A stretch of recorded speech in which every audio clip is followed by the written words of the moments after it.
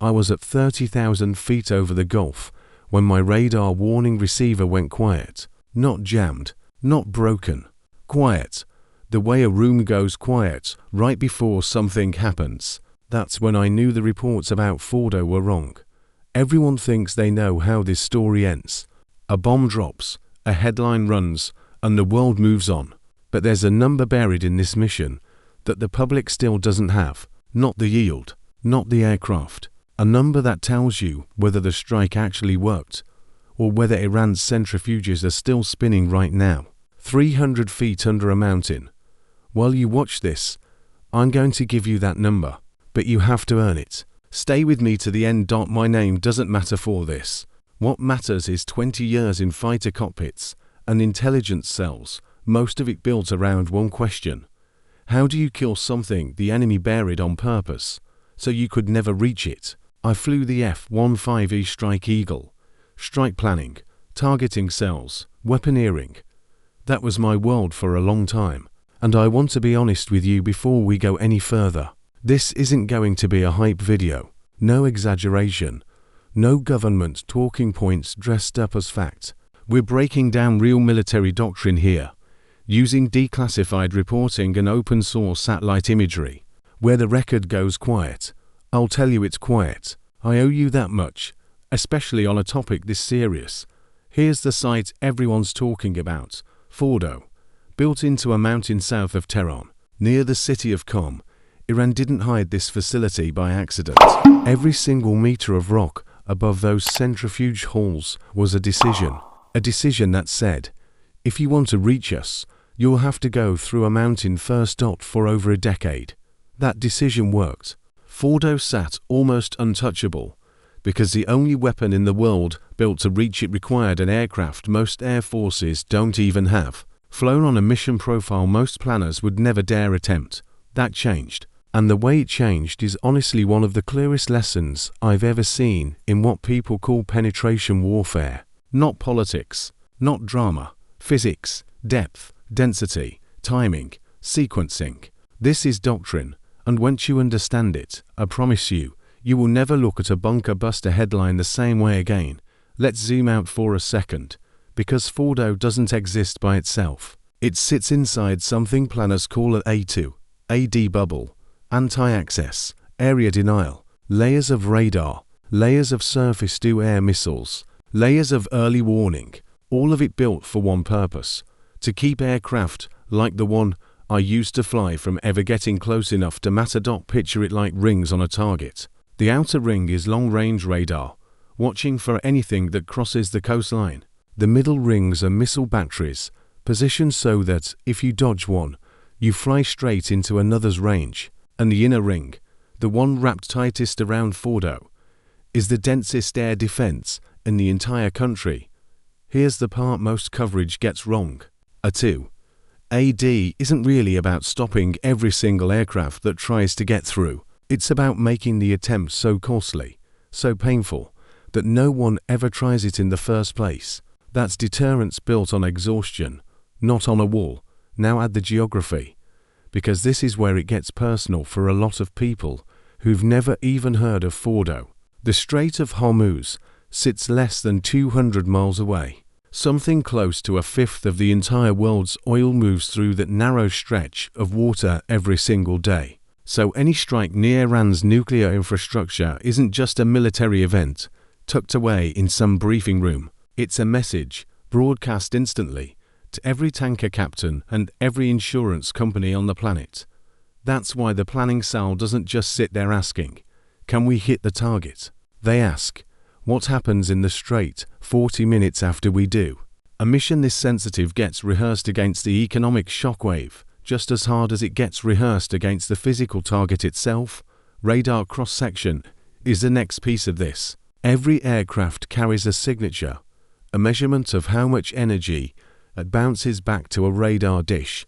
A commercial airliner might reflect back something the size of a school bus. The aircraft that eventually struck Fordow reflected back something closer to the size of a small bird. That's not marketing language. That's the entire reason a fourth-generation fighter, the kind I flew 4 years, wasn't the lead asset on this mission. My jet was fast. It was lethal. It could do things that still make me proud today. But against this exact threat ring, it was radar visible in a way that gets a pilot killed. Different problem, different tool.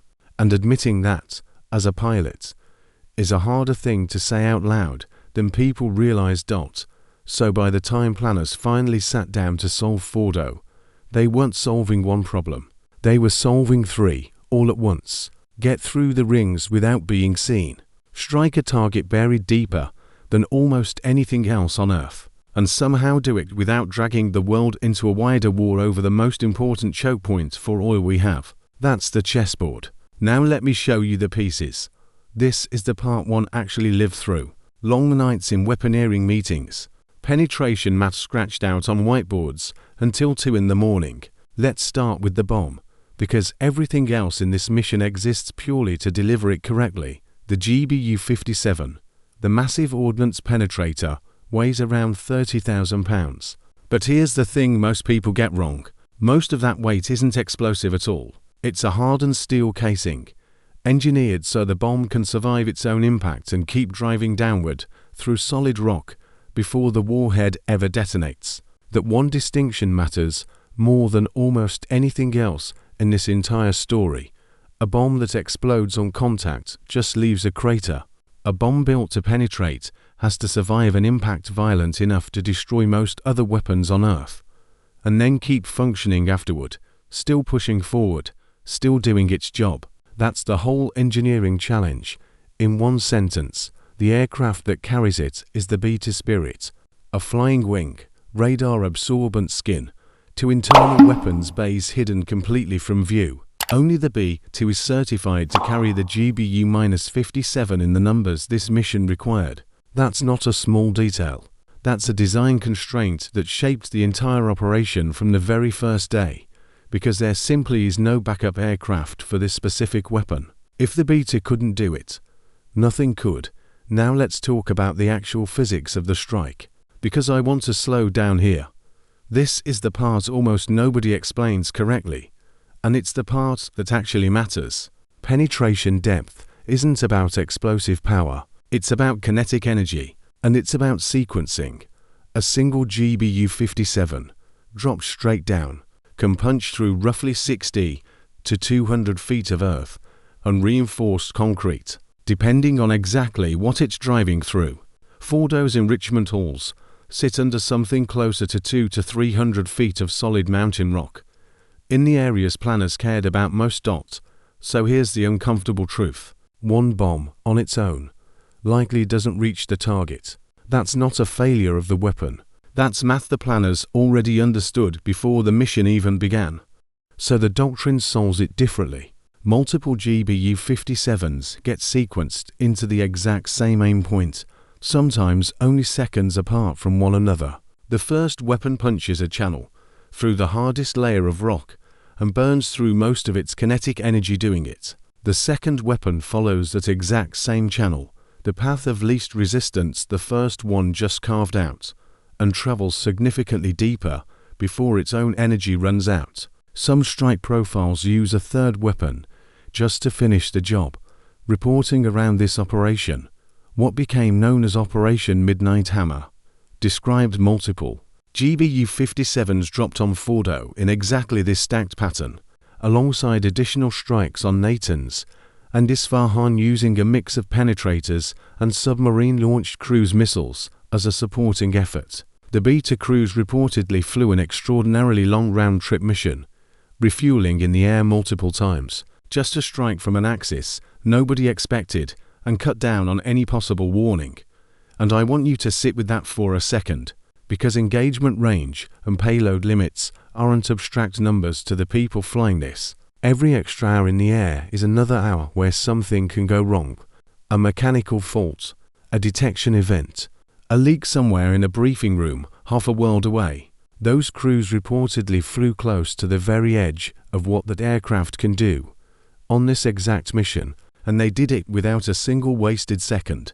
Now let's talk about the sensors, because a 30,000-pound bomb dropped from altitude only works if it lands within a few feet of the intended point. Years of satellite telemetry and overhead imagery gave planners a structural model of that mountain, where the rock was hardest, where ventilation shafts and access tunnels created weak points, where the enrichment halls most likely sat, based on years of inspection data and information gathered from sources on the ground.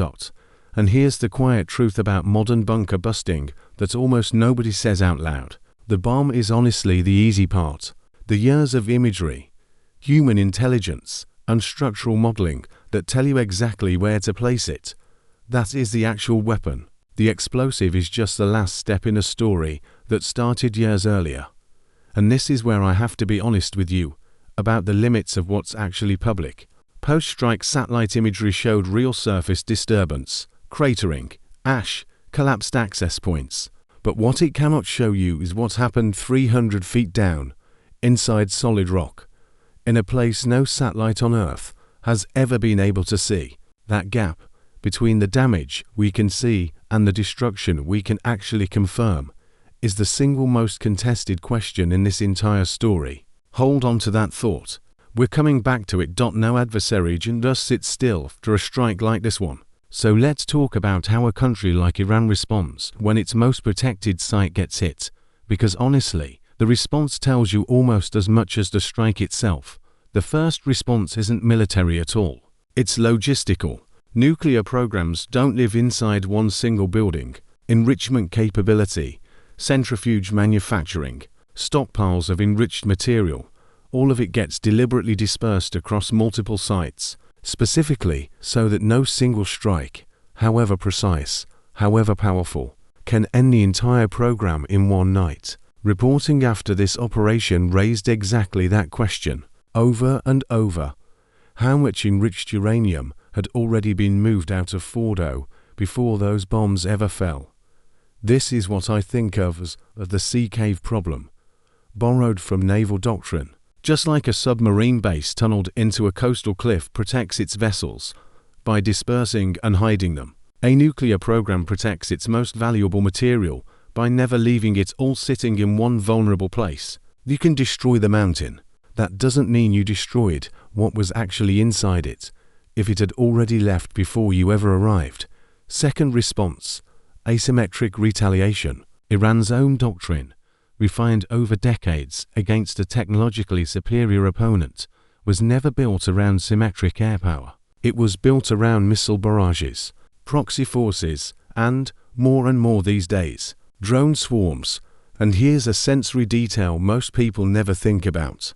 Because Hollywood has trained all of us to expect explosions and sirens, a drone swarm doesn't actually sound like an air raid. On its own, a small attack drone sounds almost nothing, like a distant lawnmower, or a moped a few streets over, almost forgettable. But layer 20 or 30 of them together, closing in from different angles at once, and that sound becomes a low, uneven buzz that seems to come from everywhere and nowhere at the same time. People who've actually lived through swarm attacks describe that buzz as worse than any siren, because a siren tells you something is coming. That buzz tells you it's already here, and you have no idea where to look. That's the real psychological core of swarm warfare. It was never about the damage one single drone can do. It's about forcing a defender to spend an expensive interceptor missile on a cheap, disposable flying explosive over and over and over, until the defense runs out of interceptors long before the attacker runs out of drones. That's a burn rate problem. And burn rate problems are won with economics, not with bravery. Iran's proxy network, in Yemen, in Iraq, in Lebanon, gives it the ability to fight this exact burn rate war without risking its own uniformed forces directly, spreading the response across multiple fronts all at once. That's not improvisation. That is a doctrine, deliberately built around avoiding a direct fight it knows, deep down, it would lose. And here's the quiet piece nobody ever puts in the headline. Every intercepted missile, every drone shot out of the sky, costs the defender far more than it cost the attacker to launch it in the first place. A single missile interceptor can run several $1 million. The drone it just destroyed might have cost a few thousand, sustained over months.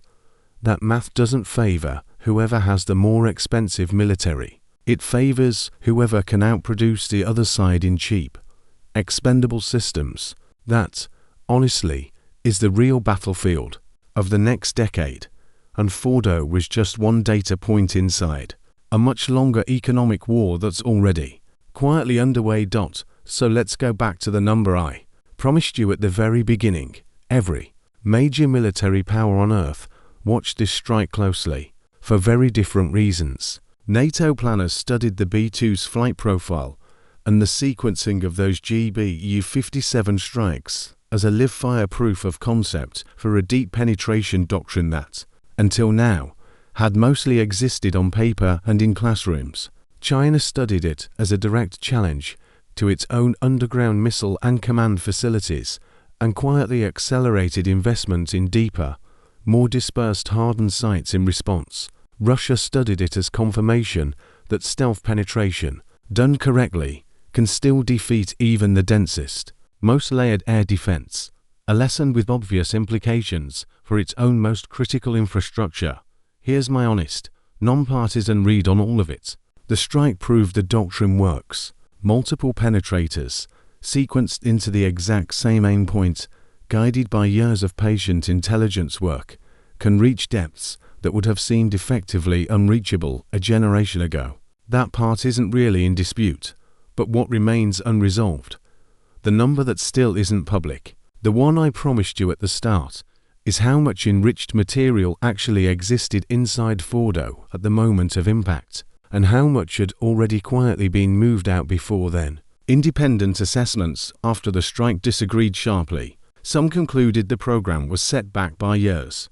Others concluded the core capability and the stockpile survived largely intact somewhere else. That gap between what we can visibly confirm was destroyed and what we can actually confirm about the outcome isn't a failure of reporting.